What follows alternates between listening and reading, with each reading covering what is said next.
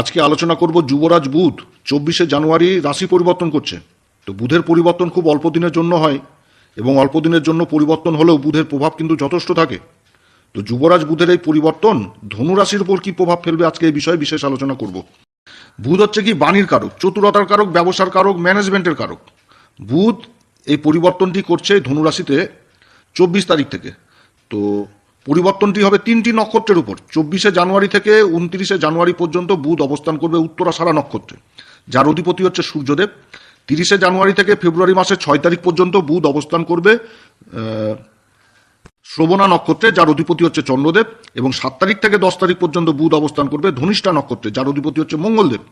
এই 3টি নক্ষত্রে তার গোচর সম্পন্ন করবে এবং বুধ যে সময় আবার রাশি পরিবর্তন করবে, এটা তো নক্ষত্রের সম্বন্ধে বললাম যে 3টি নক্ষত্রে গোচর করবে, তো রাশিটা যখন আবার পরিবর্তন করবে তখন আবার গ্রহদের অবস্থানে ধনু রাশির ক্ষেত্রে এরকম হচ্ছে।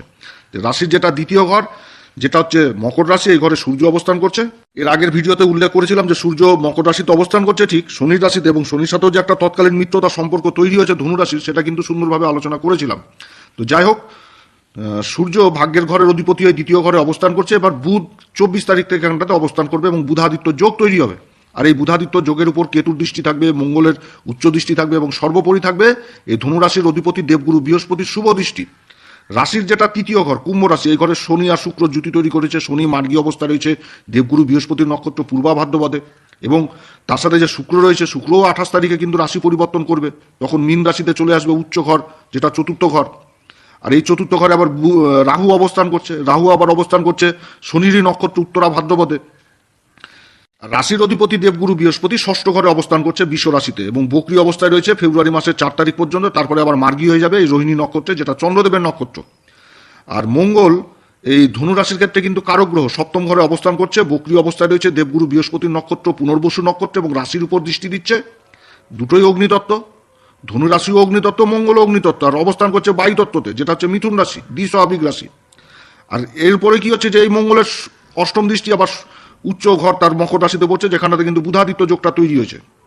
রাশির যেটা কর্মের ঘর, যেটা হচ্ছে কন্যা রাশি, এই ঘরে আবার কেতু অবস্থান করছে। কেতু আবার অবস্থান করছে সূর্যের নক্ষত্র উত্তরা ফাল্গুনিতে। এইরকম কিন্তু একটা গ্রহদের মানচিত্র তৈরি হচ্ছে যে মুহূর্তে এই বুধ রাশি পরিবর্তন করবে।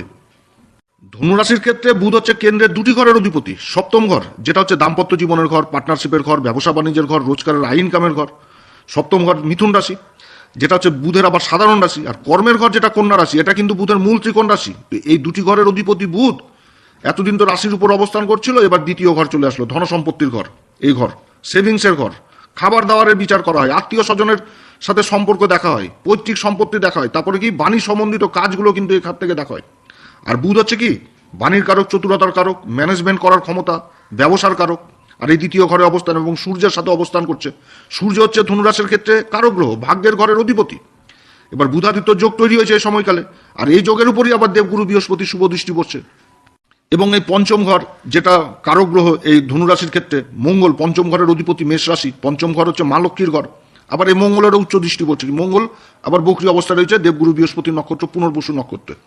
তা আর্থিক দিক থেকে বিশেষ উন্নতি রয়েছে এই সময়কালে ধনুরাশির। ধনুরাশির ক্ষেত্রে বুধ কিন্তু কারক গ্রহ না, কিন্তু বুধ এই সময় যে অবস্থান, বুধ হচ্ছে কি ব্যবসার অধিপতি আর কর্মের ঘরের অধিপতি আর ভাগ্যের ঘরের অধিপতির সাথে ধন সম্পত্তির ঘরে জুতি তৈরি করছে। এই যে বুধের অবস্থান, এত সুন্দর অবস্থান, বুধ কিন্তু তার সর্বশ্রেষ্ঠ ভালো ফল দিবে এই সময় ধনুরাশিকে। 24শে জানুয়ারি থেকে 29শে জানুয়ারি পর্যন্ত বুধ অবস্থান করবে উত্তরাষাঢ়া নক্ষত্রে, যার অধিপতি হচ্ছে সূর্যদেব।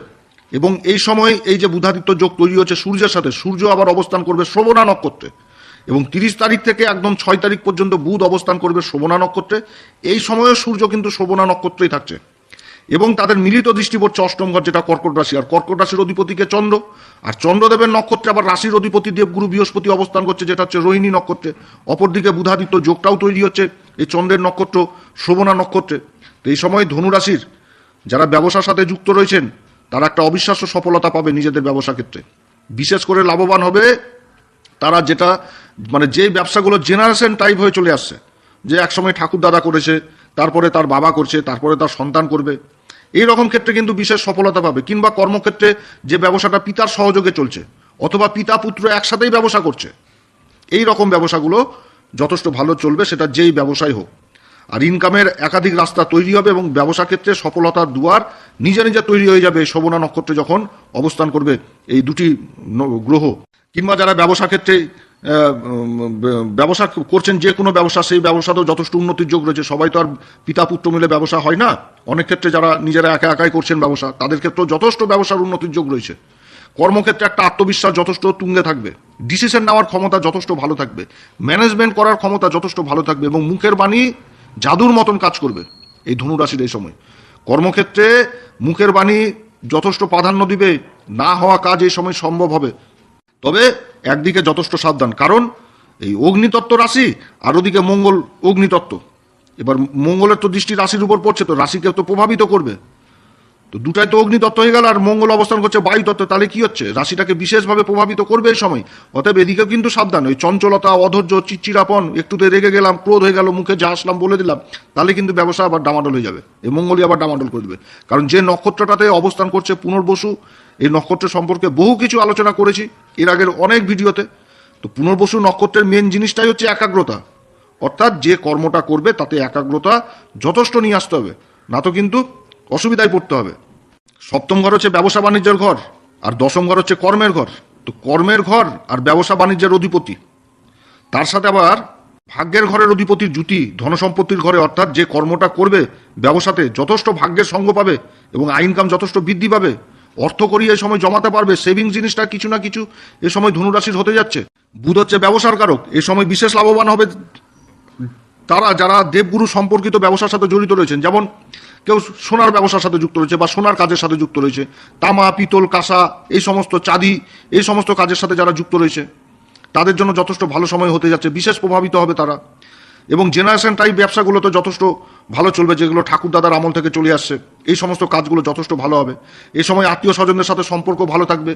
যারা কথাবাচক হিসাবে কাজ করছেন, ম্যানেজমেন্টের কাজের সাথে যারা যুক্ত রয়েছেন, যারা ওকালতি করছেন, চার্টার্ড অ্যাকাউন্টেন্ট, অ্যাডভাইজার হিসাবে কাজ করছেন, সেলসের কাজে যুক্ত রয়েছেন, আইটিতে যুক্ত রয়েছেন, কোনো সরকারি প্রজেক্টের কাজে যুক্ত রয়েছেন, এমএনসিতে যুক্ত রয়েছেন, মিডিয়ার কাজে যুক্ত রয়েছেন, যথেষ্ট ভালো সময়। যারা লেখালেখির কাজে যুক্ত রয়েছেন, রাইটার হিসাবে কাজ করছেন, আবার যারা শিক্ষার ব্যাপারেও জড়িত রয়েছেন, শিক্ষার দিক থেকেও কিন্তু এ সময় যথেষ্ট ভালো উঠে আসছে। যারা ট্রেনার, কোচিং সেন্টারের সাথে জড়িত রয়েছেন, তাদের কাজকর্ম যথেষ্ট ভালো হবে। এই সময়কালে মুখের বাণীর দ্বারা প্রশংসিত হবে এবং আকর্ষণের পাত্র হবে। যেরকম একটা চতুরতা থাকবে, সেরকম নিজের কাজকে এগিয়ে নিয়ে যেতে পারবে, একটা ম্যানেজমেন্ট করার যথেষ্ট ক্ষমতা থাকবে এবং বড় থেকে বড় ডিসিশনও নিতে পারবে। দার্শনিক চিন্তাভাবনা চলে আসবে, আদর্শবাদী নীতি উঠে আসবে এই সময়। তার সাথে চতুরতাও যথেষ্ট কাজ করবে, বুদ্ধিমান, বুদ্ধির জোরে সমস্ত কাজ এই সময় কিন্তু হাসিল করবে এই ধনুরাশি। খুব ভালো সময় হবে এই শোভনা নক্ষত্রে অবস্থান করার সময়। এরপরে ফেব্রুয়ারি মাসের 7 তারিখ থেকে 10 তারিখ পর্যন্ত ধনিষ্ঠা নক্ষত্রে থাকবে এবং এই সময় সূর্যও আবার কিন্তু ওই ধনিষ্ঠা নক্ষত্রেই থাকছে। আর ধনিষ্ঠা নক্ষত্রের অধিপতি হচ্ছে মঙ্গল। ধনুরাশির ক্ষেত্রে মঙ্গল হচ্ছে কারক গ্রহ, পঞ্চম ঘরের অধিপতি এবং দ্বাদশ ঘরের অধিপতি। এবং এই দুটি গ্রহ একসাথে ধনিষ্ঠা নক্ষত্রেই থাকছে, আর নক্ষত্রের অধিপতি মঙ্গল অবস্থান করবে এই ধনুরাশির অধিপতির নক্ষত্র পুনর্বসুতে।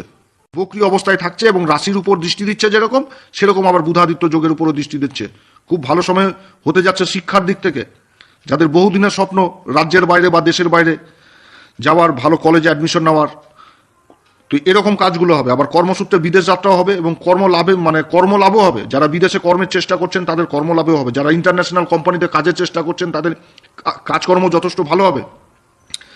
দ্বিতীয় ঘর থেকে খাবার দাবারের বিচার করা হয়, আর মঙ্গলের নক্ষত্র অবস্থান যারা খাবারের প্রোডাক্টের কাজে যুক্ত রয়েছেন, যারা হোটেল ব্যবসার সাথে যুক্ত রয়েছেন, ক্যাটারিংয়ের কাজে যুক্ত রয়েছেন, রেস্টুরেন্টের কাজে যুক্ত রয়েছেন, তাদের জন্য যথেষ্ট ভালো হতে যাচ্ছে। কৃষিজাত দ্রব্যের ব্যবসার সাথে যারা যুক্ত রয়েছেন, কৃষিজাত কাঁচামালের সাথে, তাদের কাজকর্ম ভালো হবে। ভূমি সংক্রান্ত কাজ, যারা বড় বড় ফ্ল্যাটের কাজে যুক্ত রয়েছেন, রিয়েল এস্টেটের কাজে যুক্ত রয়েছেন, তাদের জন্য যথেষ্ট ভালো। সরকারকে যারা মাল সাপ্লাই দিচ্ছেন, বড় বড় মালের অর্ডার পাওয়ার সম্ভাবনা থাকছে এই সময়। বুধের গোচর অল্প সময়ের জন্য হলেও বিভিন্ন দিক থেকে লাভবান করবে এই ধনুরাশিকে। এই ধনিষ্ঠা নক্ষত্র, সূর্য আর বুধের গোচর, এই সময়কালে যারা সোশ্যাল মিডিয়ার সাথে যুক্ত রয়েছে, সিনেমা জগতের সাথে যুক্ত রয়েছে, ক্যারিওগ্রাফি, ফটোগ্রাফি, তাদের কাজে যথেষ্ট উন্নতির যোগ রয়েছে। আবার যারা নৃত্য, চিত্র, গান বাজনা এগুলোর উপর যারা বিশেষ রুচি রাখেন, যে কেউ গান শুনতে ভালোবাসে তো বেশি করে গান শুনবে, এরকম অবস্থা হবে ধনিষ্ঠা নক্ষত্র। কিংবা এই সমস্ত কাজকে যারা নিজের প্রফেশনাল হিসাবে বেছে নিয়েছেন, তাদের কাজকর্মে যথেষ্ট উন্নতির যোগ রয়েছে এই সময়কালে। সমাজে মান সম্মান যথেষ্ট অর্জন করবে, ইনকামের একাধিক রাস্তা তৈরি হবে। মোট কথা, বুধের এই গোচর ধনসম্পত্তির ঘরে ধনুরাশির হতে যাচ্ছে এটা বহু ক্ষেত্রে ধনুরাশিকে এগিয়ে রাখবে। যারা রাজনীতির সাথেও যুক্ত রয়েছেন তারাও বিশেষ সুবিধা পাবে এই সময়। সমাজের সামনে নিজের কথাকে তুলে ধরতে পারবে, কর্মক্ষেত্রে দায়িত্ব যথেষ্ট বৃদ্ধি পাবে। তবে এই সময়কালে আবার কিছু ক্ষেত্রে ধনুরাশিকে সাবধানেও চলতে হবে। সেটা হচ্ছে কোনো রকম কোনো সরকারি কর্মচারীর সাথে বাগবিতণ্ডায় জড়িত হওয়া যাবে না। নিজের কর্মক্ষেত্রে, নিজের ব্যবসা প্রতিষ্ঠানে কোনো কাস্টমারের সাথে বাগবিতণ্ডায় জড়িত হওয়া যাবে না, যে নিজের লাভ দেখার জন্য কাস্টমারকে উল্টাপাল্টা বলে দিলাম, আপনি আসলে আসবেন, না তো আপনার দরকার নাই। যেই যে এরকম ভাষাগুলো, এইগুলো কিন্তু প্রয়োগ করা যাবে না, কারণ মঙ্গল রাশির উপর দৃষ্টি দিচ্ছে এবং কেতুর দৃষ্টি পড়ছে এই যোগের উপর। আর কেতু কিন্তু উত্তরা ফাল্গুনী নক্ষত্র অবস্থান করছে, সূর্যেরই নক্ষত্রে। একটুতে মনের মধ্যে ক্রোধ আসবে, জেদ আসবে, ইগো চলে আসবে, এগুলো কিন্তু থেকে সাবধান। এবং দাম্পত্য জীবনে অশান্তির মেন কারণই হবে এই ইগো, একটুতে ক্রোধ, জেদ, এবং তার সাথে নিজের কথাকে বেশি প্রাধান্য দেওয়া, যে আমার কথাই শুনতে হবে, আমার কথাই রাখতে হবে, এই সমস্ত জিনিস কিন্তু তৈরি হবে। অতএব এদিকে কিন্তু সাবধান, এদিক থেকে যথেষ্ট সাবধানে থাকতে হবে, না তো দাম্পত্য জীবনে এইগুলোর কারণেই অশান্তি তৈরি হয়ে যাবে এই সময়। এছাড়া এই যোগ যথেষ্ট ভালো যোগ, খুব ভালো সময়। তবে শরীর স্বাস্থ্যের দিকে আবার বিশেষ খেয়াল রাখতে হবে। সেটা হচ্ছে যারা মাইগ্রেনের সমস্যা রয়েছে, দাঁতের সমস্যা রয়েছে, চোখের সমস্যা রয়েছে এবং ত্বকজনিত সমস্যা, এগুলোও কিছুটা হলে এই সময় বাড়তে পারে।